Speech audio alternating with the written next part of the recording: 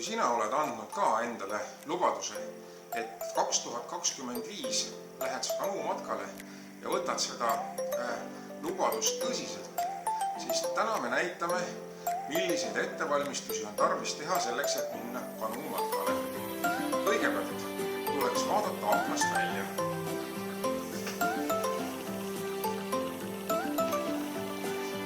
Kindlasti tasuks vaadata ilmateenistuse kodulehele, et ilmateenistuse kodulehel ei oleks ühtegi hoiatust. Ja vastavalt hoiatustele tuleks siis ka käituda.